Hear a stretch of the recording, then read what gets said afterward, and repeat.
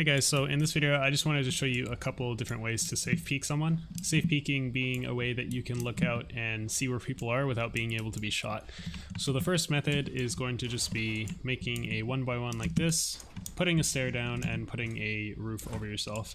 And all you're going to really do is just you're going to edit the roof, and you can see that if you go to the top part of the ramp that you made, you can look over and see around you pretty much. This is really good, especially at the end of the game if you don't know where someone is and you don't want to get sniped or get shot first. If you're in the circle, you can look around and just see where they are, and very safe way to do it. One thing you need to keep in mind with this though, you can see as I get higher, let's say I do this from here. By the way, you can do this with any material. If I do this from here, I can't see below me. So the higher you are, the harder it is to see under wherever you're doing this from. So you have to keep that in mind. So you have to be able to assess whether or not staying on the low ground and doing this is worth it. Sometimes being higher up, you can still see, and it's pretty safe to still do it. It's just that you won't be able to see under you very well. One thing I would like to mention about it is that, let's say I am doing this and I'm looking for the person. Well, looking behind me, it can be a little bit difficult, so all you really have to do is you have to edit the ramp and just put it in the other direction, and now it's much easier to look over here. Again, if I want to look over there, let's say I can't quite see the bottom of the gas station over there and I want to see if he's there, I just edit my ramp and boom, now I can see the bottom of the gas station. You can see that I can see like the car over there. One more thing is that notice that when I'm editing this, it has to rebuild itself. So when I'm doing this, if your opponent is looking in this direction, chances are that they'll see that there's something building inside the structure, so they'll know where you are. But again, they still won't be able to shoot you. They'll have to shoot your structure first. So this makes it very safe to do it like this. Alright, second method. Second method is still very, very similar. You're going to want to do a 1x1 similar to the other method. Put down a ramp, and you can put down a roof or a floor. You can also put down both, it doesn't really matter. But you're going to be editing the wall that has the high side of the ramp. So you're not going to be editing this wall, or this wall. You're going to be editing the wall behind, hiding behind the ramp. And all you're really going to do is you're going to edit out, you can edit out a T, kind of like this. You can also edit out a square, you can edit out a triangle, but usually you want to do the square or the T this way. And you just want to make it as open as possible. Next, what you're going to do is you're going to come back over on your ramp and reset it. And now when you edit the ramp, you can see that it's transparent and you can see right through it. So if an enemy is in front of you somewhere, then this could be a really easy way to check out where they are. Again, if you do this on a high elevated spot,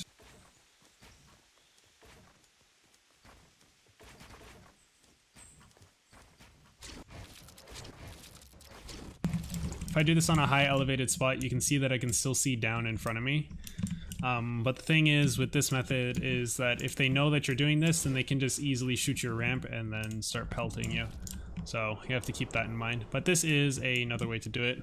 If they start shooting you and you have time, maybe edit out or keep replacing with ramps, and then when they stop shooting you can quickly reset this and then put your ramp back up and then just like go from there.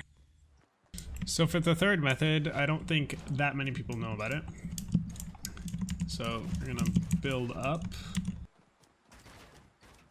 And let's say you are right here and you are perhaps protecting yourself from someone in the front and you want to know if anyone's behind you. I specifically use metal to showcase this better because metal covers up the entire backboard and it's really hard to see. So if you don't want to keep like having to rotate your ramp, editing out like this, doing this again and then looking through, and then oh, someone else is attacking me from behind because there's two people, I'm trapped, now I have to re-edit it, do this again, do this, and check where he's coming from. If you don't want to keep doing that, because that's a lot of work, not to say that having a lot of work is bad, but it can be pretty complicated to do that. So after this finishes up, you can see that I can't really see behind me at all. In fact, I can't really see out of this thing whatsoever. I can kind of try with these little cracks, but it's really hard. So sometimes what you can do, let's say we know that the person is southwest, and I don't want to necessarily peek him, but I just want to see where he is. I can quickly edit a window and re-edit it, and then because it's transparent again, I can see where he's running to. So this does weaken your wall, so if he decides to shoot you, then he can easily break it. But as it's rebuilding, if you see him running somewhere and say he's trying to get into the circle, you just want to keep track of him, you can edit the window and re-edit it back so that you can now see through your wall because it's transparent. Usually I tend to edit the wall that I'm not going to be, you know, peeking out of like this. I tend to re-edit it back just in the event that someone has the angle on me, but I mean, you can leave it open if you want to and just like peek like this, but most of the time I just edit and then quickly edit it back because it needs to rebuild itself, and because it's transparent you can easily peek through. So you can do this with the side walls as well. If you edit this wall, and then you can see that I'm going to edit a window over here. You can't even see the window, but I can look through the wall now, and oh look, there's somebody on the hill there. Well, I'm going to figure out how I can peek him really quick and snipe him. So yeah, this one I don't think a lot of people really use. Makes it very easy to check out where people are. But one thing you do have to realize is that all of these methods, because you're editing and building, people will see you if they're looking at you. So if you're trying to be sneaky and not have people know where you are, if they're looking your direction, it's probably not best to do this, because then they'll see something all of a sudden be edited and they'll know that somebody is nearby. So yeah, that's it. That's the video. So just to recap real quick. First method is to build a 1x1 stair, put a roof on it, and just edit through the roof. You don't really have to do anything or lift up any of the panels. You can just look through. If you want to turn around and try and see someone behind you who's closer, you can edit your stair and then edit the roof again, and now you can see over here. Second method is to edit the wall that the stair is blocking. You can confirm the edit when you're behind the stair so that you don't get shot, and then just reset your stair. And then now that you are on your stair, if you edit it, you can see through it because it's transparent, so you can see in front of you like this. And then the third method, the one that we just went over, is just editing the walls, putting a window on it.